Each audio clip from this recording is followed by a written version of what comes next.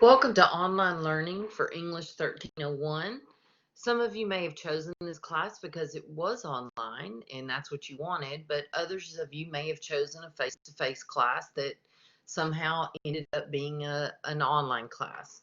So no matter what your situation, this video should help you adjust to online learning and give you valuable information about how to be successful in the online learning environment. Online learning is not easier. It's not harder. It's just different. Any student can be successful in an online setting, but you first must be dedicated to putting in the work. You have to be organized enough to keep up with the material and due dates, and determined enough to keep showing up by logging in and taking part in the class. Even when it's easier just to kind of run and hide, you have to keep showing up. Don't allow yourself to avoid facing your responsibilities, and make sure you continue to log in. Also, creating a schedule can help. That'll help keep you on track. So success is possible in online learning, but much of that success is dependent on you. Each online class is different, so you have to learn the basics of each one and the expectations of each of your instructors. On this slide, you see some important information for transitioning to online learning. Things like follow the directives that you receive from your instructor to ensure you're approaching their class in a certain way. Each one of us set up our classes differently, so make sure you know what you're doing.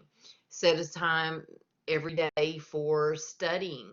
You may want to divide your classes up and study some of them on Monday, Wednesday, Friday, some on Tuesday, Thursday. It's a good idea to create a sort of calendar, whether that be the calendar on your phone where you can plug in due dates and assignments, or whether that's on something that is a more physical, non-electronic version like a planner. Keep organized and meet those deadlines. Make sure you're communicating with your instructors. Ask them questions. Do your part to try to be successful. And one thing that has gotten me through lots of hard times is remembering that I can do anything for a short period of time. There are some definite advantages to online learning, especially in our current world. You can work at your own pace within a course. You can do your coursework in your pajamas. You can schedule your classes around your work or your daily schedule.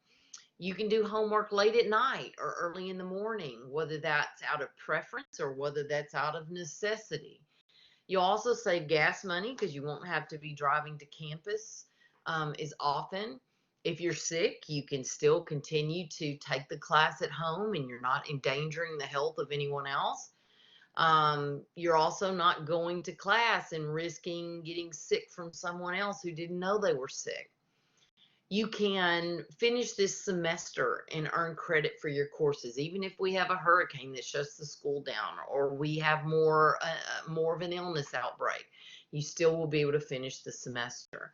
And you also are still connected. You're connected with your teachers and with your classmates, but you're just doing so at a safe distance. Online learning and the Blackboard platform are not hard to learn. And in fact, Blackboard is our learning platform. It's the means which the classes are presented. And I've set your online class up much as I would if we were having face-to-face class. So once you learn to navigate the course correctly, things should run pretty smoothly. You're going to want to make certain that you watch the video on navigating the English 1301 course, and that's in that Getting Started module. You want to work through all those materials in that Getting Started module to make sure you have a strong foundation. Learning the best way to approach this online class or any of your other online classes is a really solid way to lay a strong foundation. So learning to navigate that course is important. This is a screenshot of our course. You see, this is our home page. This is our left navigation bar that's got all the different links to different parts of the course. And as I mentioned, there is a video in the Getting Started module that talks to you about how to navigate this course. Using Blackboard Collaborate. So within Blackboard, the course platform, we have a tool called Blackboard Collaborate.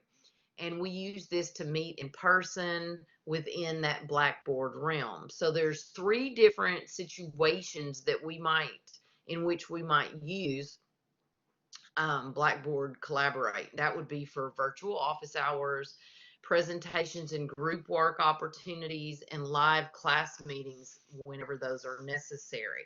So virtual office hours, you see posted on the syllabus the actual times that I will be available virtually in Blackboard Collaborate for you to drop in, ask questions, get help with the writing, whatever the situation might be.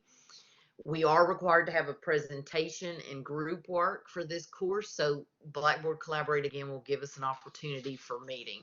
And of course, if we decide to have some live class meetings because people need a review or some help with something, then that can be done as well.